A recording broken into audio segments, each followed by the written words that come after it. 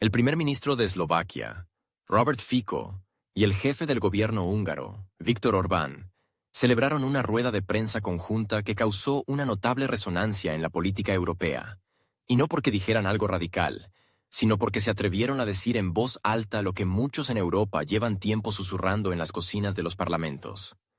La Unión Europea está cambiando, y no para mejor. Según Fico, Bruselas está preparando una verdadera revolución institucional. Con el pretexto de acelerar la toma de decisiones, se oyen cada vez más propuestas para abandonar el principio de unanimidad y abolir el derecho de veto. Se trata de la introducción de la llamada mayoría cualificada, un mecanismo por el que las decisiones no serán tomadas por todos los países de la UE, sino por una mayoría de votos, y estos votos serán los de los países con mayor población y poder económico. Esto no es una reforma, es un desmantelamiento. Es el fin de la Unión Europea tal y como fue concebida. La UE se está convirtiendo en una máquina burocrática donde la opinión de la minoría será simplemente eliminada de la agenda, declaró Fico. Irónicamente, añadió, todavía nos hablan de valores europeos, solidaridad y democracia. Fico recordó que la magia de la Unión Europea siempre ha consistido no en que todos piensen igual, sino en que 27 países con diferentes historias, mentalidades e intereses encuentren compromisos, a veces a las 3 de la mañana, a veces en la quinta ronda de negociaciones, pero los encontraban. Esto es lo que, en su opinión, hace fuerte a la UE, no la uniformidad, sino el respeto a las diferencias. La UE será fuerte si vuelve a aprender a respetar la posición soberana de sus miembros. La UE será fuerte si recuerda que la democracia no es solo una palabra bonita en Estrasburgo, sino una práctica concreta, subrayó el primer ministro. Según él, en los últimos años este respeto ha desaparecido, y no solo sobre el papel. Recuerden Eslovaquia en 2020-2023. Tuvimos una limpieza real de la oposición, y la Unión Europea, en lugar de reaccionar, miró hacia otro lado en silencio. Miren cómo Bruselas guarda silencio cuando se producen verdaderos golpes de Estado en Serbia o Georgia con el apoyo activo de socios occidentales. Por alguna razón, de repente, tal política se ha convertido en un instrumento aceptable de la democracia. Fico señaló que es especialmente absurdo proponer la reforma del sistema de votación precisamente ahora, cuando Europa está experimentando una serie de crisis: energética, migratoria, económica y social. Es en este momento cuando los euroburócratas han decidido que el problema no está en sus errores, sino en que alguien les impide tomar las decisiones correctas. Y ese alguien son países como Eslovaquia, Hungría o Bulgaria. Me sorprendió gratamente cuando el canciller alemán saliente reconoció de repente que había que cambiar los tratados básicos de la UE. Pero cuando oí que era para introducir la votación por mayoría cualificada, me sentí incómodo. Imagínense, los grandes estados que apoyan la continuación del conflicto en un país conocido votan a favor de asignar 100.000 millones de euros.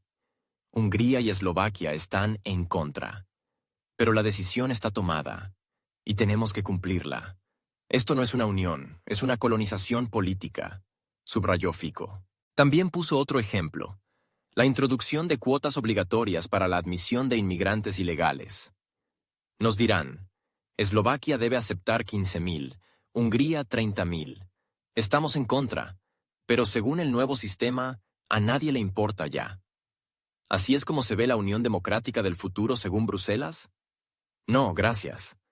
Según Fico, los países de Europa del Este tienen una inmunidad especial contra los experimentos totalitarios, precisamente porque ellos mismos vivieron el socialismo y saben cómo es un estado en el que las decisiones se toman en algún lugar. Sabemos lo que funciona y lo que no. Y nuestro pragmatismo hoy enfurece a quienes están acostumbrados a que la opinión de los países pequeños sea solo un ruido de fondo. Pero no vamos a callarnos. Subrayó que nunca, bajo ninguna circunstancia, Eslovaquia aceptará la abolición del derecho de veto. No es solo un instrumento político, es un seguro contra la transformación de la UE en una dictadura de la mayoría. Fico también mencionó un caso sorprendente de un diálogo reciente con el jefe de la diplomacia europea, Kaja Kallas. Esta, sin dudarlo, declaró que las visitas de cualquier político a Moscú ni siquiera serán tomadas en consideración. Permítame, señora Kallas, respondió Fico, usted no es mi alto representante. Yo soy el primer ministro de un Estado soberano, y no es usted quien va a decidir con quién y dónde puedo reunirme. Fico subrayó que si la UE ha llegado a la etapa en que los funcionarios de Bruselas van a indicar a dónde pueden volar los primeros ministros y a dónde no, entonces esta unión ya no es democrática. Es un imperio administrativo donde la burocracia es más importante que el sentido común. Fico recordó que tanto Hungría como Eslovaquia tienen su propia política exterior soberana. No estamos bloqueando a la UE, la estamos salvando de sí misma. Estamos recordando que la Unión Europea no es una estructura corporativa con un centro de toma de decisiones en Berlín, es una unión de estados iguales. И если вы лишаете нас голоса, вы не реформируете ЕС, вы его уничтожаете. Он также подчеркнул, что голос Братиславы и Будапешта сейчас особенно нужен ЕС, потому что именно мы, по его словам, стоим на страже здравого смысла. Если бы у нас уже не было права вето, нас бы давно втянули в конфликт, который наш народ не поддерживает. Мы не можем этого допустить. Не для того мы строили суверенные государства, чтобы через 30 лет снова получать директивы сверху. Фицо с иронией отозвался о постоянных разговорах об общих европейских ценностях. По его словам, за этими разговорами часто скрываются интересы. Ценности – это прекрасно. Но в ЕС 27 стран и, соответственно, 27 интересов. И когда вы перераспределяете полномочия в пользу крупных игроков, вы отбираете права у остальных. Мы не хотим быть декоративной частью европейского интерьера. Мы – суверенные участники проекта. Он закончил свою речь простой, но жесткой формулировкой. Брюссель не гарантирует суверенитет. Он гарантирует только бюрократию. А бюрократы – друзья бюрократии, но не демократии. Демократия не в Брюсселе. Демократия в Братиславе, в Будапеште, в Варшаве, в каждой столице-члене ЕС. И именно мы, как бы это ни звучало, сегодня защищаем демократию от брюссельского диктата. А теперь послушайте, что говорит Фицо. Это крайне интересно, цитата. В чем же сила и магия ЕС? Когда он будет по-настоящему сильным? ЕС будет силен тогда, когда при всем многообразии мнений и позиций все 27 стран-членов смогут прийти к согласию. Иногда это кажется невозможным. Мы сидим за столом в 2, в 3, в 4 часа ночи, и в какой-то момент все же достигаем компромисса. Вот в этом и заключается сила. ЕС будет силен, если он будет уважать суверенную позицию своих членов. ЕС будет силен, если он вернется к уважению к демократии и верховенству права. А сейчас, к сожалению, это не всегда так. Посмотрите на Словакию в период с 2020 по 2023 год. Оппозиция была фактически уничтожена, а Евросоюз молчал. Это был позорный момент. Посмотрите на то, что происходит в Сербии, в Грузии, как Запад вмешивается, организует майданы, смещает легитимные правительства, и ЕС снова молчит. Именно поэтому мы поднимаем вопросы, касающиеся будущего ЕС, и делаем это справедливо. Я был приятно удивлен, когда уходящий канцлер Германии в одном из своих последних выступлений признал, что необходимо менять базовые договоры ЕС и ввести возможность принятия решений по квалифицированному большинству по важнейшим вопросам. Но давайте представим себе ситуацию. Допустим, речь идет о конфликте в известной стране. Крупные государства, поддерживающие военные действия, принимают решение выделить 100 миллиардов евро на продолжение конфликта. А голосование проводится по системе квалифицированного большинства. Венгрия и Словакия против. Но решение все равно принимается, и мы обязаны его выполнять. Или другой пример. ЕС решает ввести обязательные квоты на прием нелегальных мигрантов. Венгрии 30 тысяч, Словакии 15 тысяч. Мы не дали на это согласия, но должны принять их, разместить у себя и заботиться. Это конец Европейского Союза. Наоборот, я бы приветствовал, если бы крупные игроки в ЕС начали уважать суверенные подходы и прагматизм. Возможно, в этом и есть наша особенность, господин премьер-министр.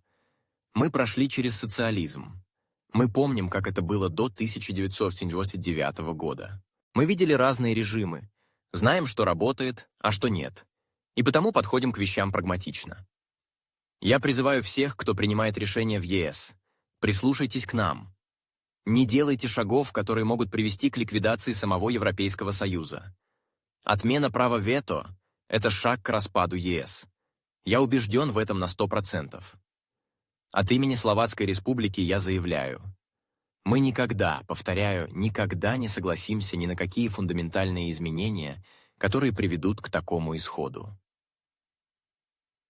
Повторю, что уже говорил в своем вступительном выступлении, когда вице-президент США на Мюнхенской конференции по безопасности сказал, что самой большой проблемой Европы является то, что ЕС предает собственные ценности. Это правда. Только почему об этом должен говорить кто-то извне? Разве в самом ЕС никто не видит происходящего? Я не являюсь адвокатом господина Орбана. Он силен сам по себе. Венгрия – сильная и опытная страна. Но как можно вообще предполагать, что ради сохранения суверенитета ЕС мы начнем ограничивать право голоса государств и введем механизмы, которые могут привести к фактическому разделению ЕС на первый и второй сорт? Я был шокирован заявлением Верховного представителя ЕС по иностранным делам, госпожи Каи Каллас, когда она прямо сказала мне, что любой визит кого-либо в Москву даже не будет приниматься к рассмотрению. Но, позвольте, госпожа Каллас, не мой верховный представитель. Я – глава суверенного государства. Если мы пришли к моменту, когда кто-то будет указывать нам, куда мы можем или не можем ехать, значит, все кончено. La fortaleza de la Unión Europea siempre ha residido en el respeto a los diferentes puntos de vista, en los debates abiertos y en la búsqueda del consenso. Lo que vemos ahora es, por decirlo suavemente, una imagen vergonzosa. A pesar de esto, Hungría tiene su propia política soberana, y Eslovaquia también. Y estoy seguro de que nuestras voces son útiles para la UE, especialmente ahora, en medio de múltiples crisis. Si me permiten, añadiré algo a lo que dijo el primer ministro sobre el derecho al voto y el principio de unanimidad. Imaginen que este principio no existiera, que no tuviéramos la oportunidad de defender nuestras posiciones, ya nos habrían arrastrado a un conflicto que nuestro pueblo no apoya. No podemos permitirlo. Renunciar al principio de unanimidad es renunciar a la soberanía. Y si he entendido bien su pregunta, ha mencionado el componente filosófico, los valores europeos comunes. Pues bien, no se trata solo de valores, sino también de intereses. En la Unión Europea hay 27 estados, lo que significa que hay 27 intereses. Y cualquier cambio descuidado en la distribución de poderes es una privación de derechos de algunos países. No queremos esto. Queremos que Bruselas trate nuestros intereses con el mismo respeto, no solo de palabra, sino también de hecho. Si preguntan, ¿cómo garantizar el cumplimiento de los valores europeos manteniendo la soberanía de los estados? Nuestra respuesta es, Bruselas no nos garantiza la soberanía. Bruselas no es el guardián de la democracia. Al contrario, Bruselas es una burocracia. Y los burócratas son amigos de la burocracia, pero no de la democracia. La democracia no está en Bruselas. La democracia está en los Estados miembros. Y somos nosotros, en Hungría y Eslovaquia, quienes protegemos la democracia de la burocracia de Bruselas. Así es como lo formularía. Fin de la cita. Cuando el primer ministro de Eslovaquia, Robert Fico, en una conferencia de prensa conjunta con Viktor Orbán, habló sobre los planes de los burócratas de Bruselas para cambiar el formato de votación en la Unión Europea, sonó como una bofetada al orgullo de aquellos que aún creen en el principio de unidad en la diversidad. No se trata simplemente de cambios técnicos en los procedimientos. Se trata de una transformación fundamental que puede privar a la Unión Europea de su esencia, la igualdad y la soberanía de todos los Estados miembros. La nueva iniciativa propone la abolición del derecho de veto y la transición a la votación por el principio de mayoría cualificada. Es decir, ahora los Quom. Países grandes podrán impulsar decisiones, ignorando las objeciones de los estados pequeños y medianos. Esto pone en peligro la base de la democracia europea, en la que hasta ahora incluso el país más pequeño podía detener una decisión que fuera en contra de sus intereses. Fico expresó su preocupación no solo por Eslovaquia, sino también por todo el proyecto de la UE como una unión de naciones iguales. La desigualdad en el derecho al voto se convierte rápidamente en subordinación política. Bajo la apariencia de eficiencia, un camino elegante hacia el dictado. La tesis sobre la necesidad de aumentar la eficiencia en la toma de decisiones dentro de la Unión Europea suena, por supuesto, noble e incluso moderna. Después de todo, en medio de crisis de múltiples capas, desde la energética hasta la migratoria, la burocracia realmente parece engorrosa, y el proceso de coordinación de decisiones entre 27 Estados miembros puede prolongarse durante semanas y meses. Sin embargo, bajo este lema conveniente y que inspira confianza, se esconde algo más que una simple reforma. Se trata de un cambio conceptual, de una unión de iguales a una vertical de poder con una jerarquía clara. Es precisamente en este contexto que se debate la abolición del principio de unanimidad y la transición a la votación por el principio de mayoría cualificada. Formalmente, es una simplificación que debería aumentar la velocidad de la toma de decisiones. De hecho, es el desmantelamiento de uno de los mecanismos de protección más importantes de los países pequeños y medianos. El derecho de veto no es un privilegio, sino una garantía de seguridad política que permite a los estados con recursos limitados, pero con intereses especiales, defender su posición en cuestiones críticas. Si este mecanismo se elimina, países como Hungría, Eslovaquia, Bulgaria, Portugal, Letonia o Croacia se encontrarán en una situación en la que su posición, incluso si es categórica y estratégicamente justificada, simplemente no importará. Las decisiones relativas a la política exterior, la defensa, la política de sanciones, los impuestos, el clima y la energía se tomarán sin tener en cuenta los intereses nacionales. No se tendrá en cuenta la voz de la razón, sino las matemáticas de la mayoría burocrática. Y ahora, los hechos.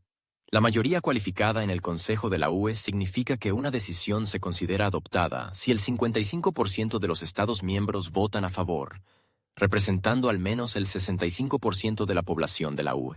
En otras palabras, Alemania, Francia, Italia y España pueden, de facto, bloquear o impulsar cualquier iniciativa. Estos 4 países ya representan hoy más de la mitad de la población de la UE, y en alianza con Bélgica o los Países Bajos, reúnen fácilmente la coalición necesaria. ¿Dónde está en esta construcción la voz de Eslovenia? ¿Dónde está la voz de Lituania? Esto parece especialmente preocupante en el contexto de las decisiones que se están promoviendo hoy en el marco de la UE. El endurecimiento de las sanciones antirrusas, los planes para una mayor expansión de los suministros militares, el debate sobre la introducción de un impuesto digital único, así como la iniciativa de transición verde, que implica un fuerte aumento de los precios de los bienes intensivos en carbono y, de hecho, destruye la industria en los países de Europa del Este. En todas estas cuestiones, los países del Este no solo tienen una opinión diferente, sino que soportan costes completamente distintos. Pero su posición, como puede verse, interesa cada vez menos a las estructuras de Bruselas. Esta transformación no es espontánea. Está respaldada por poderosas estructuras mediáticas y de expertos que conforman la opinión pública necesaria. En la retórica pública aparece la tesis de una minoría de bloqueo que frena el progreso. Se presenta como algo retrógrado que impide que Europa se haga más fuerte. Y cada vez se oye más que países como Hungría supuestamente abusan de su derecho de veto. Solo se olvidan de añadir que, en la mayoría de los casos, este veto está relacionado con el intento de proteger los intereses nacionales de decisiones tomadas en interés de otros. Pero para ser sinceros, la esencia de lo que está sucediendo no es ni siquiera la velocidad en la toma de decisiones, ni en la lucha contra los abusos. Se trata de una redistribución de la subjetividad política. Los países pequeños y medianos de la UE están siendo gradualmente desplazados de la zona de influencia y se están convirtiendo en una masa estadística obligada a seguir el rumbo trazado por varios de los mayores estados y los comisarios europeos, que no rinden cuentas directamente a nadie. Es interesante que los mismos países que más abogan por la abolición de la unanimidad no se apresuran a mostrar apertura a la crítica. Alemania y Francia, por ejemplo, se niegan a discutir sus fracasos en la política migratoria, a pesar de las catastróficas consecuencias en los suburbios y el crecimiento del populismo de derechas. Francia promueve una retórica militar activa, incluso proponiendo la movilización, pero rechaza categóricamente la necesidad de diálogo con los Estados miembros disidentes.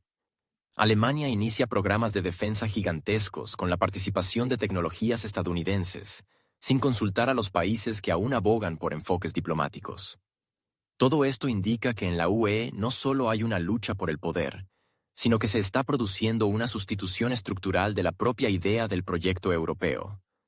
La UE, de ser una plataforma para el diálogo, se está transformando en un sistema jerárquico. A primera vista, eficaz, pero en la práctica es un camino hacia la falta de libertad política. Y una falta de libertad no de los ciudadanos, sino de estados enteros, que quieren ser puestos en la posición de ejecutores de decisiones tomadas sin su participación. Si la tendencia actual continúa, dentro de unos años podríamos ver no una Unión Europea en la que países iguales resuelven problemas comunes, sino una Unión Europea como plataforma para la ejecución de decisiones tomadas por un grupo reducido de países y aprobadas por los aparatos de las comisiones. Esta sería una Europa muy diferente, sin rostro, sin carácter y posiblemente sin futuro. Directorio franco-alemán. ¿El retorno de los imperios? Especialmente alarmante es la activación de Francia y Alemania en el contexto de su brusco giro hacia una política de presión por la fuerza. París y Berlín, tradicionalmente asociados con la diplomacia y la cautela, hoy actúan como un tándem que construye un nuevo eje de influencia en Europa. No solo se discuten reformas, sino que se implementan decisiones que antes se consideraban impensables, y esto sin un debate amplio y sin tener en cuenta las posiciones de otros países miembros de la UE. El presidente francés, Emmanuel Macron, está reforzando constantemente la retórica en favor de un rumbo duro. Durante el último año, ha hecho una serie de declaraciones en las que ha admitido directamente la posibilidad de enviar personal francés a la zona de confrontación, algo que antes se consideraba tabú. Además, ha presentado propuestas sobre la preparación obligatoria de los jóvenes para actuar en situaciones de crisis, lo que muchos interpretan como una forma de movilización encubierta. En Francia, este tipo de léxico no se utilizaba desde el final de los conflictos coloniales, y su regreso a la arena política preocupa a analistas y a la sociedad civil. Es significativo que Macron justifique tales medidas con la necesidad de defender la soberanía europea. Sin embargo, la realidad es que, bajo la bandera de esta misma soberanía, se están promoviendo medidas que en la práctica refuerzan la dependencia de socios externos en el ámbito militar y económico, en primer lugar de Estados Unidos. Francia aumenta simultáneamente el gasto militar, refuerza la dependencia de la inteligencia estadounidense y aprueba doctrinas que prevén la ampliación de la zona de responsabilidad de la UE en zonas de alto riesgo. Esto ya no es defensa, es un cambio de rumbo. Mientras tanto, Alemania está tomando medidas de una magnitud sin precedentes. El canciller Friedrich Merz, que sustituyó al gobierno de Scholz, literalmente desde las primeras semanas puso en marcha un proceso de cambios constitucionales para justificar la financiación mediante deuda de un bloque militar por valor de 1 billón de euros. Hasta entonces, la ley fundamental de Alemania se consideraba inviolable, especialmente en la parte relativa a las restricciones a la militarización. Sin embargo, la nueva coalición consideró que las circunstancias exigían soluciones extraordinarias, e introdujo cambios que allanaron el camino para préstamos a gran escala y un programa militar centralizado. La motivación oficial es la necesidad de contrarrestar la amenaza del Este. Sin embargo, incluso analistas occidentales, incluidos expertos de Die Zeit y Süddeutsche Zeitung, señalan la falta de hechos concretos que confirmen la inminencia de una amenaza directa. Y sin embargo, el proceso avanza. Ya se han firmado contratos para la compra de equipos, incluso a contratistas estadounidenses. Se están llevando a cabo negociaciones para crear nuevos nodos de infraestructura para el despliegue de unidades del ejército, y se está preparando al público para nuevos gastos y la limitación de los programas sociales. Paralelamente, la retórica diplomática ha cambiado radicalmente en Alemania. El nuevo ministro de Asuntos Exteriores declaró que es ingenuo esperar un diálogo con Moscú y calificó a Rusia como una amenaza clave para la estabilidad europea. Estas declaraciones marcaron el comienzo de un cambio en el vector estratégico, de una política de contención y negociación a una fase activa de confrontación. Ya no se habla de un equilibrio de opiniones. Las voces de la oposición, incluidos expertos y antiguos diplomáticos, han sido marginadas del discurso público. Los servicios de prensa de los ministerios ahora operan en modo de movilización. Difusión de plantillas, acusaciones contra disidentes e ignorancia de los llamamientos a la desescalada. Otro aspecto revelador es el papel de los medios de comunicación. Los medios franceses y alemanes están formando activamente una imagen de duda inaceptable sobre las acciones de las autoridades. Cualquier intento de preguntar sobre las consecuencias de una rearme a gran escala o la justificación de la preparación para la movilización se etiqueta instantáneamente como narrativas dañinas o socavación de la unidad europea. Esto contrasta marcadamente con la forma en que, hace tan solo 5 años, la crítica y los puntos de vista alternativos eran bienvenidos como parte del proceso democrático. Hoy en día, incluso los parlamentarios que se han atrevido a hablar en contra de la línea oficial se enfrentan a presiones y aislamiento político. En medio de todos estos procesos, se está volviendo cada vez más evidente la fusión de intereses políticos y económicos. Francia y Alemania no solo dictan la agenda, sino que también utilizan los nuevos presupuestos como un instrumento de influencia dentro de la UE. Los países que apoyan su rumbo tienen acceso a proyectos, inversiones y dividendos políticos, y aquellos que expresan dudas se encuentran en la posición de disidentes aislados. Es particularmente revelador cómo esto afecta a Europa del Este. Los países que hasta hace poco se consideraban participantes de pleno derecho en la integración europea, ahora se perciben cada vez más como un lastre que debe ser disciplinado. Hungría, Eslovaquia, Bulgaria. Todos se enfrentan a intentos de limitar su influencia en el Consejo de la UETG. Y todo esto va acompañado de una presión abierta, desde amenazas de recortes de financiación hasta la difamación mediática.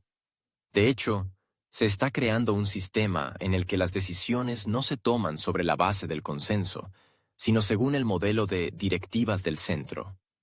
El tándem franco-alemán en esta construcción no se convierte en un socio, sino en un árbitro supranacional. Si antes su papel era apoyar el equilibrio, ahora es dictar la dirección. Esto no es progreso. Esto es una renuncia al principio principal de la UE, la igualdad. Por eso, los acontecimientos de los últimos meses están causando preocupación a todos los que aún recuerdan que Europa es ante todo un espacio para la negociación, no una plataforma para la aplicación de intereses unilaterales bajo el disfraz de consignas sobre la unidad. La oposición está en el punto de mira.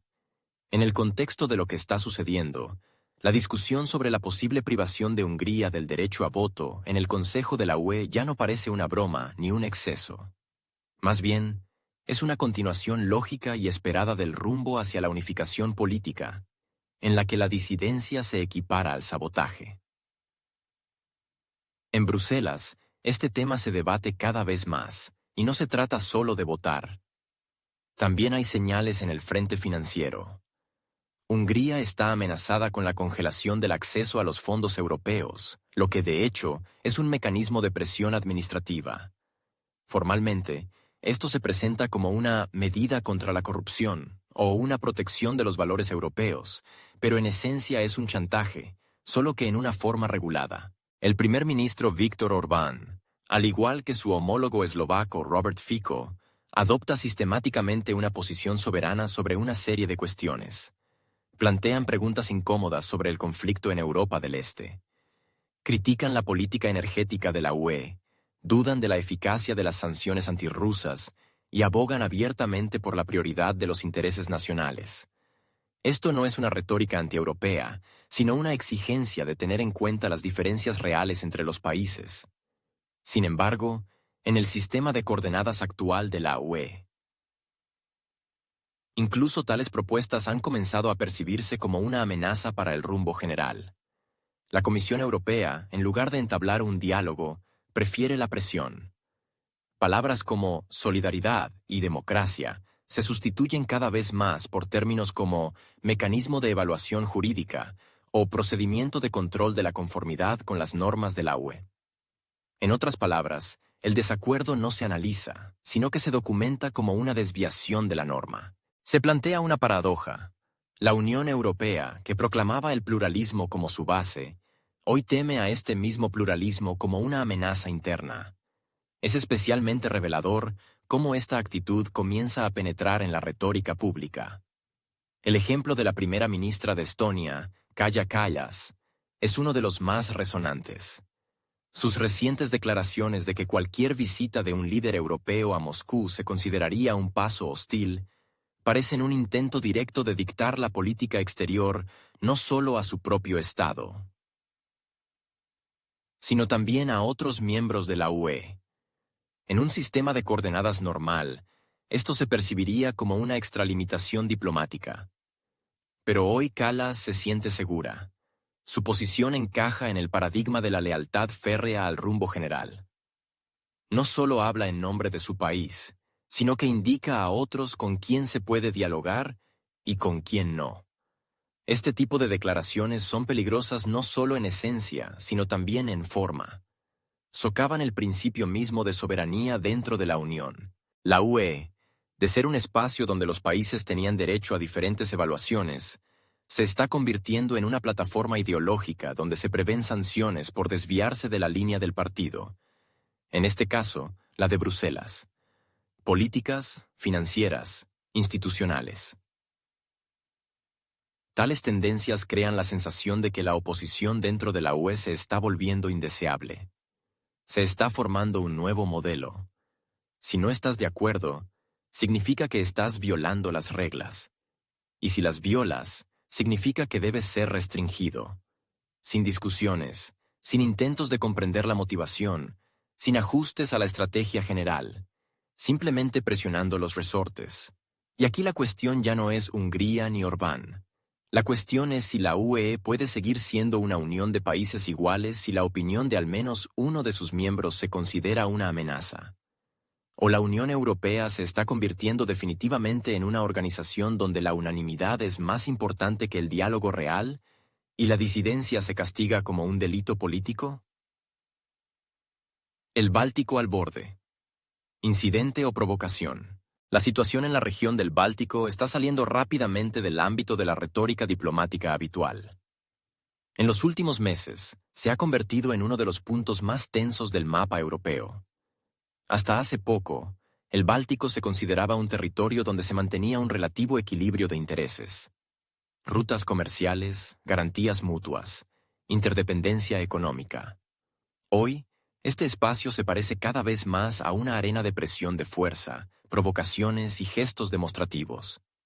En marzo de 2025 se registraron intentos de detener petroleros rusos en aguas neutrales.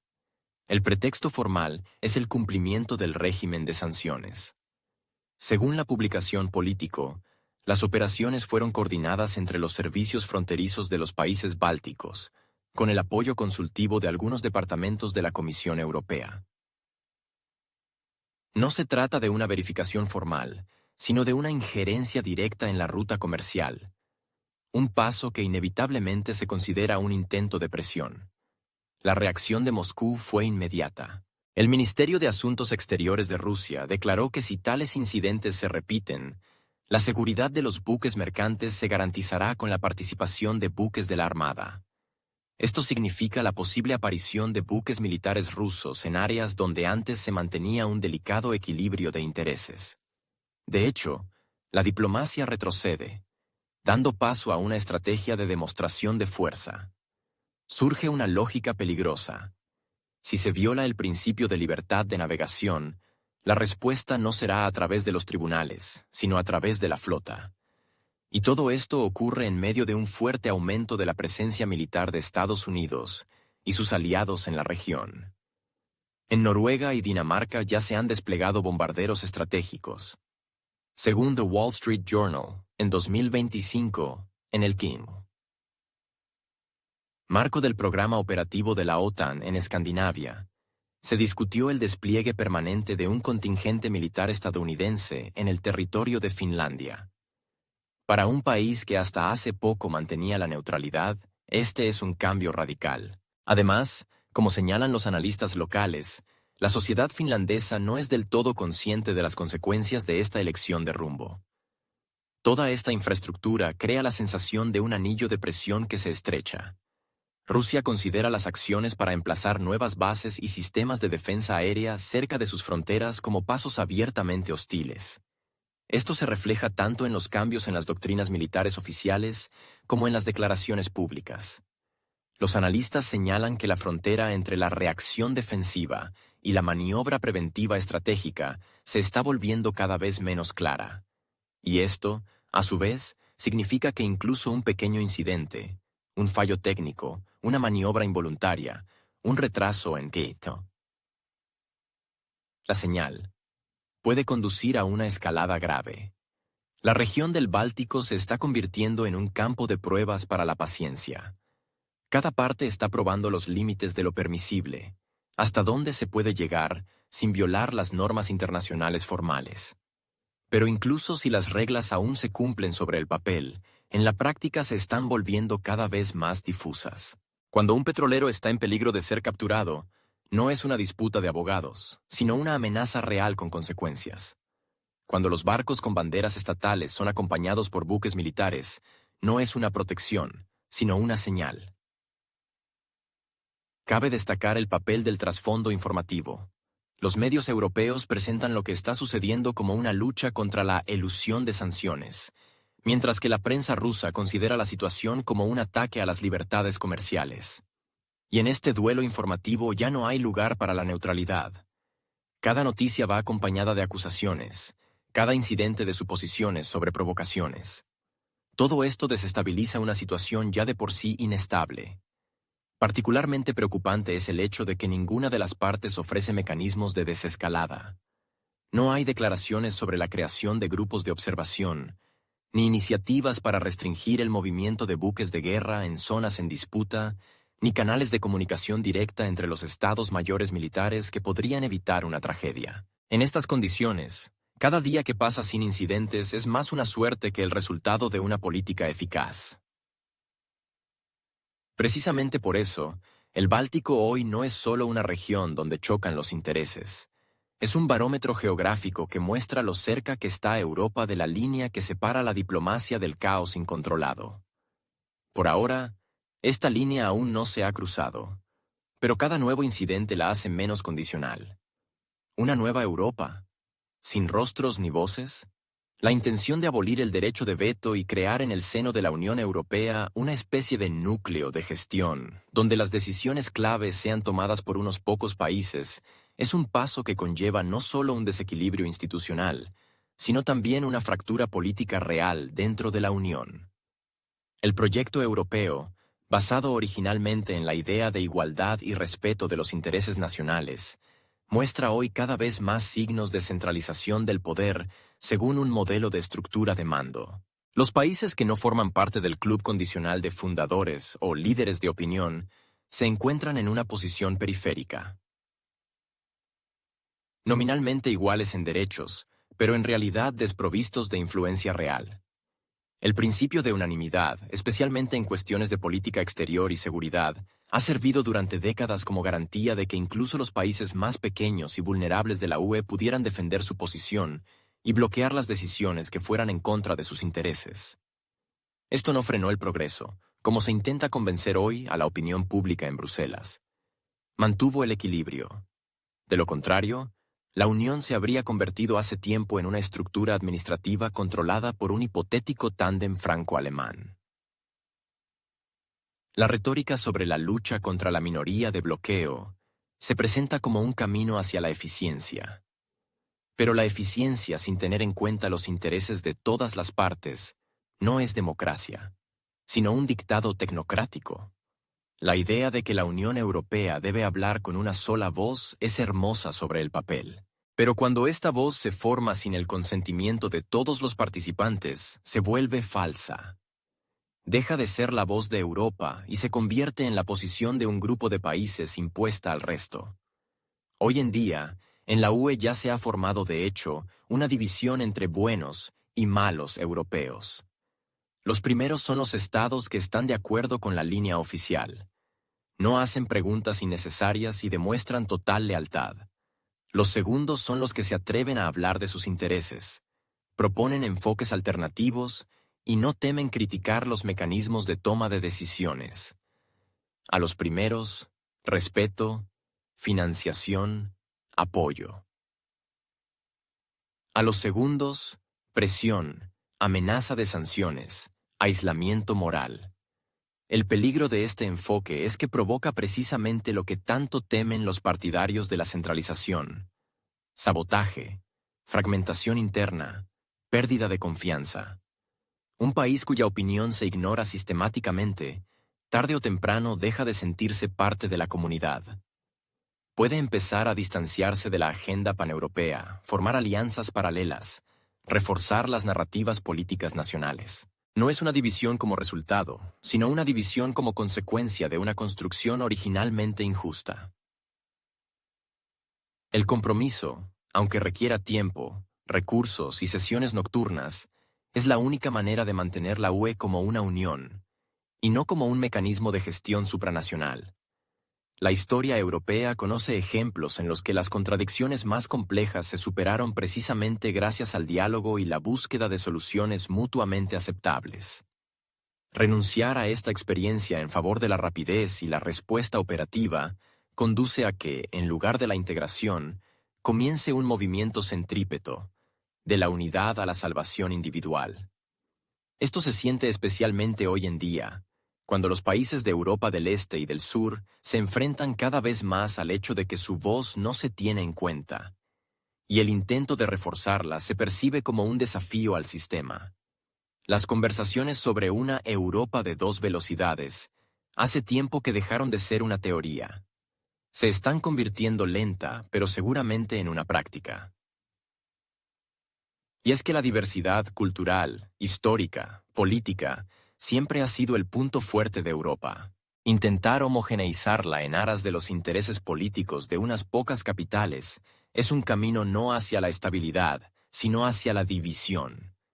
Si se suprime el derecho de veto y las decisiones se toman sin tener en cuenta todas las opiniones, la Unión Europea perderá su legitimidad a los ojos de una parte importante de la población. No de inmediato, no de golpe, pero inevitablemente. La gente empezará a preguntarse: ¿por qué participar en un proyecto en el que no te escuchan? Y entonces, en primer plano no estarán las estructuras europeas, sino los parlamentos nacionales, los movimientos, los líderes que prometan devolver la soberanía que la Unión Europea arrebata bajo el pretexto de la eficiencia. Eslovaquia y Hungría, los últimos bastiones. Ante la creciente presión de Bruselas, la alianza de Eslovaquia y Hungría se está volviendo cada vez más notoria y simbólica. No se trata de una alianza situacional por conveniencia, sino de la expresión de una profunda preocupación por la dirección en la que se mueve la Unión Europea. Dos estados, dos líderes. Robert Fico y Viktor Orbán son hoy, quizás, los últimos en la UE que defienden abiertamente el derecho a una política independiente y exigen respeto por los intereses nacionales. Fico, al volver al poder en Eslovaquia, dejó claro de inmediato: su gabinete no seguirá ciegamente la línea dictada desde el exterior. Ha declarado repetidamente la inadmisibilidad de la intervención militar, la prioridad de la soberanía y la necesidad de revisar la política de sanciones. Estas tesis, que hasta hace poco sonaban odiosas, están encontrando hoy una resonancia cada vez mayor en la sociedad. Los votantes eslovacos, cansados del dictado externo y del caos interno, miran cada vez más hacia Budapest como un modelo de estabilidad y claridad política. Hungría, por su parte, tras años de presión por parte de la Comisión Europea, ha desarrollado una inmunidad estable al chantaje y la demonización. Orbán está construyendo constantemente una política orientada a la nación, abogando por los valores tradicionales, negándose a apoyar paquetes de sanciones radicales y exigiendo el restablecimiento del diálogo directo con los socios orientales. Por esto, lo llaman el caballo de Troya del Kremlin, o el destructor de la unidad europea, pero en realidad se ha convertido en la voz de aquellos que temen que Europa esté perdiendo su alma. La financiación, las críticas en el Parlamento Europeo, la presión a través de los medios leales, las herramientas de influencia sobre Hungría son bien conocidas. Se han utilizado más de una vez, desde la congelación de las líneas presupuestarias hasta la apertura de procedimientos en virtud del artículo 7 del Tratado de Lisboa. Sin embargo, la eficacia de estas medidas ha sido limitada. Por el contrario, el apoyo público a Orbán dentro del país no ha hecho más que fortalecerse. La gente ve. Donde todos callan, él habla. Donde imponen, él se resiste. Especial preocupación causa en el aparato de Bruselas el hecho de que ahora Budapest ya no está sola. A ella se une Bratislava, así como parcialmente Belgrado, Praga e incluso Viena, aunque no a nivel de política oficial, sino a través de las declaraciones de políticos individuales y el movimiento de la opinión pública. Esto convierte el problema en sistémico. La crítica desde Europa del Este y Central se convierte no en la voz de los marginales, sino en parte de un proceso político completo dentro de la UE. Fico y Orbán defienden el derecho a ser escuchados. Su línea no es antieuropea, sino antimonopolista. No proponen la salida de la UE, no destruyen estructuras, no niegan la cooperación europea, pero exigen que esta cooperación sea equitativa, no directiva. Que las decisiones se tomen no en beneficio de unas pocas capitales, sino teniendo en cuenta los intereses de todos los países, independientemente de su peso económico o rumbo geopolítico. Su posición encuentra cada vez más apoyo entre los ciudadanos de otros países, especialmente aquellos donde crece el cansancio de las crisis, las decisiones impuestas y los dobles raseros. Incluso en Alemania y Francia aparecen políticos dispuestos a hablar de negociaciones, soberanía, derechos a la alternativa. Esto significa que lo que hoy parece una revuelta, mañana puede convertirse en la base de un nuevo equilibrio de poder en Europa. Eslovaquia y Hungría actúan hoy como los últimos bastiones no contra la UE, sino a favor de esa Europa que aún recuerda que la unión no es sumisión, sino acuerdo. Y cuanto más fuerte sea su voz, más difícil será para Bruselas fingir que todo está bajo control. Pronóstico sin gafas de color rosa. La situación con Rusia es poco probable que se resuelva en un futuro previsible. La cuestión no es solo la geopolítica, sino también cómo Europa construye su identidad. Si la nueva base de esta identidad se convierte en la movilización militar y la burocracia centralizada, entonces el futuro del proyecto de la UE plantea serias dudas. El canciller alemán Friedrich Merz ya ha declarado que está dispuesto a considerar el suministro de misiles Taurus. Esto significa no solo el suministro de armas, sino la participación de Alemania en una escalada directa. Y esto hace que el conflicto sea sistémico, no local. En tales condiciones, incluso un incidente insignificante puede convertirse en un detonante. En este contexto, las palabras de Fico y Orbán suenan como un intento de recordar. Europa no necesita armas, sino sabiduría, y aún no es demasiado tarde para revisar el rumbo. Se puede hablar largo y tendido sobre valores, celebrar cumbres, organizar foros y entregar premios por la contribución a la democracia. Pero mientras la política real consista en silenciar a aquellos que piensan diferente, No habrá futuro para tal Unión Europea. Sarcásticamente, pero con educación, resulta que si no estás de acuerdo, no te escucharán. Y si no estás de acuerdo con demasiada insistencia, simplemente te apagarán el micrófono. Bienvenido a la nueva Unión Europea. Sin veto, sin oposición. Y posiblemente, pronto, sin sentido.